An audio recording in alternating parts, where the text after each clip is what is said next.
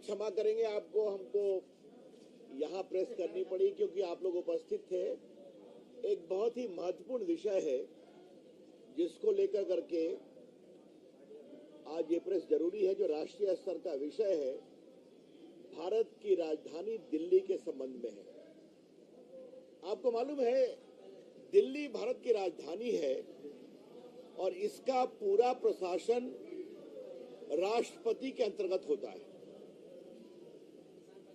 वहां पर पार्लियामेंट है, वहां पर राष्ट्रपति भवन है, वहां पर आपके हर प्रदेशों का केंद्र है, भारत सरकार की बड़ी बड़ी संस्थाओं का वो केंद्र है, वहां पर विदेशी राष्ट्रपति प्रधानमंत्री आते हैं, ये आप देखते रहते हैं।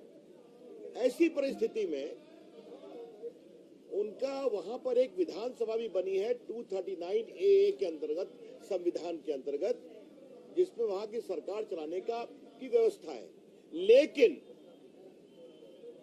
मूल रूप से वो एक राजधानी है, तो उसका एक विशेष स्वरूप है और पूरे देश का उस पर अधिकार है। और भारत की सरकार, राष्ट्रपति जी डेमोक्रेटिक रूप से उसका विचार करते हैं।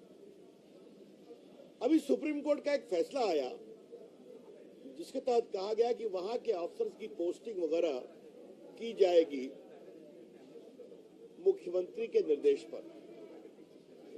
सुप्रीम कोर्ट ने अपने फैसले में कहा कि वहां पर प्रशासन के लिए कोई विशेष कानून भारत के संविधान के शेड्यूल 42 के अंतर्गत नहीं है। अतः उन्होंने कहा कि डेमोक्रेटिक तरीके से मुख्यमंत्री का अधिकार है। ये आज ऑर्डिनेंस के द्वारा एक नई व्यवस्था बनाई गई है और ये नई व्यवस्था बनाने का एक बहुत बड़ा कारण यह है कि सुप्रीम कोर्ट का निर्णय हुआ।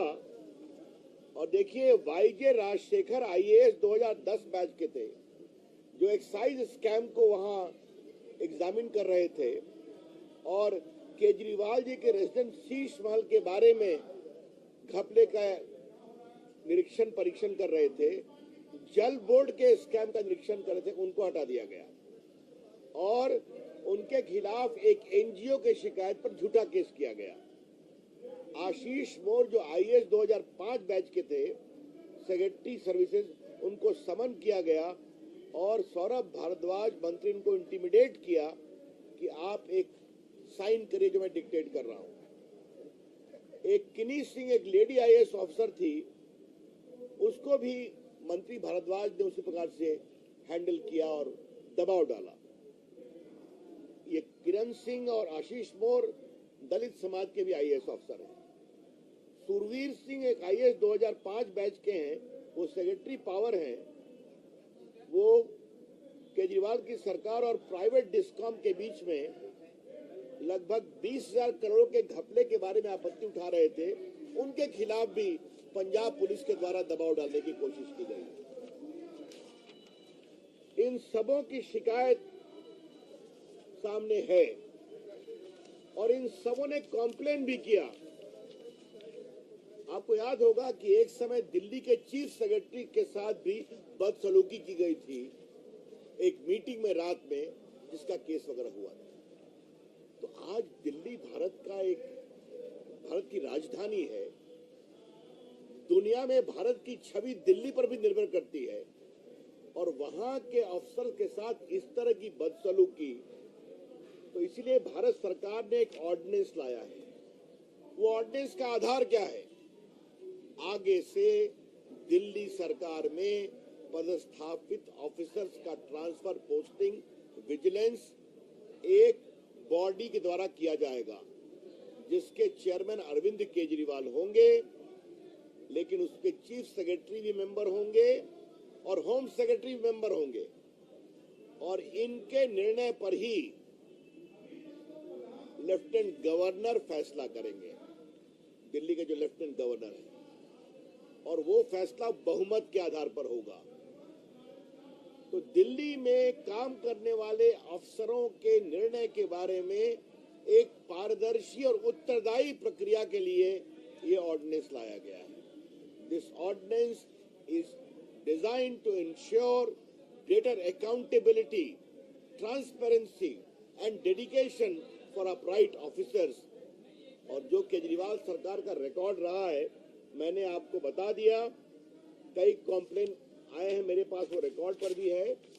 तो इसलिए मुझे लगा कि ये बहुत महत्वपूर्ण राष्ट्रीय विषय है कि दिल्ली भारत की राजधानी है, दिल्ली भारत का दिल है, दिल्ली भारत की नाक है, दिल्ली भारत की छवि है और दिल्ली के ऊपर पूरे देश का अधिकार है। इसलिए जिस तरह से केजरीवाल की सरकार कर रही थी, इसके माध्यम से एक डेडिकेटेड प्रक्रिया संशोधन करके लाई गई है और ये बहुत स्वागत योग्य है, जनहित में है और दिल्ली के भी हित में है और भारत के भी हित में है।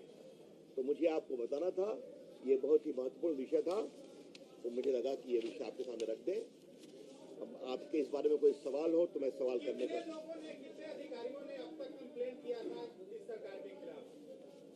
कितने अधिकारियों ने कंप्लेन किया? निर्णय सुप्रीम कोर्ट का आया और 3-4 दिन में तो मैंने पढ़ दिया, 4-5 IAS ऑफिसर कि मंत्री क्या दबाव दे रहे हैं, हम तुम्हें देख लेंगे।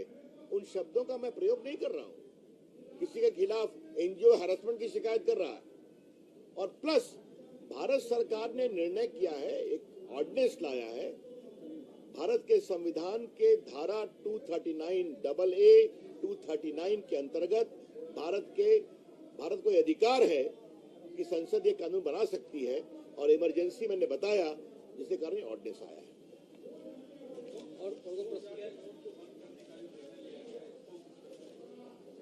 देखिए, इस पर रिजर्व बैंक ऑफ इंडिया का फैसला है और रिजर्व बैंक ऑफ इंडिया ने इस दिशा में बहुत ही विस्तृत नोट इश्यू किया है, जिसको आपने देखा होगा।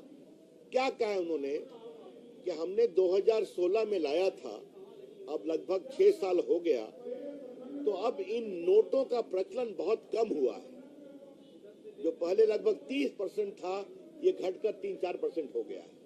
तो 2000 के नोट का प्रचलन बहुत कम हुआ है और बाकी नोट बाजार में उपलब्ध हैं, इसलिए इन नोटों को सितंबर के बाद से समाप्त किया जाएगा और तब तक आप बदल सकते हैं। और रिजर्व बैंक ऑफ इंडिया ने अपने नोटिफिकेशन में यह भी कहा है कि ऐसा हम करते रहते हैं। हमारे अनुभवी पत्रकार के पटना के पत्रकारों को ज्ञात होगा कि 2013-14 में भी उन्होंने काफी पुराने नोट को इस तरह नोटिफाई किया। तो ये RBI की प्रक्रिया है जो उन्होंने किया है। दरभंगा में कार्यक्रम में बिहार के CM ने आपको प्रधानमंत्री बोल दिया।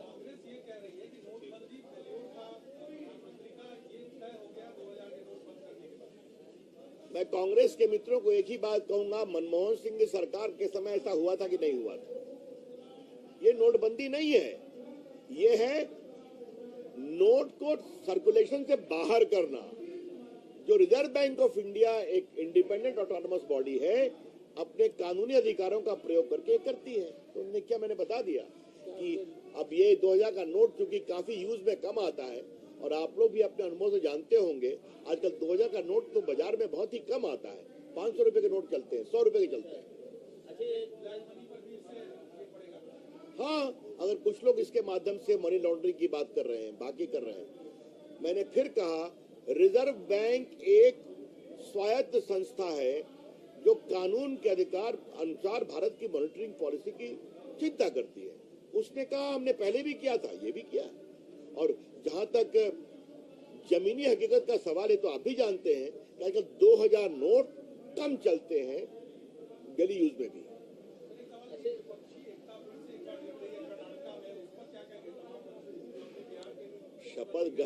शपथ ग्रहण में जाने पर कहाँ आपत्ति है, लेकिन उसी में आपने देख लिया वहां नवीन पटनायक जी नहीं है, वहां BRS या TRS के लोग नहीं हैं, वहां पर ममता जी खुद नहीं जा रही हैं। तो विपक्षी एकता क्या है क्या नहीं है? हाँ, शपथ ग्रहण में जाने का सबको अधिकार है, लेकिन विपक्षी एकता का ये सूत्र बनने वाला है, ऐसा कुछ नहीं है। और वैसे भी 24 में भारत के प्रधानमंत्री की कुर्सी में कोई वैकेंसी नहीं है।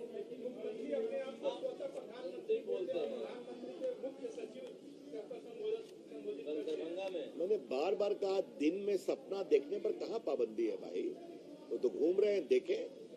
लेकिन ये देश एक स्थायी सरकार चाहता है, ये देश एक मजबूत सरकार चाहता है, ये देश एक भारत की सुरक्षा के लिए समर्पित सरकार चाहता है, और ये नरेंद्र मोदी की सरकार ही दे सकती है, जिसने भारत की अर्थव्यवस्था को दुनिया की 5वीं अर्थव्यवस्था पहुंचा दिया। और भारत का सम्मान दुनिया में क्या बढ़ा है, ये आप देख रहे हैं मोदी जी की विदेश यात्रा में। धन्यवाद।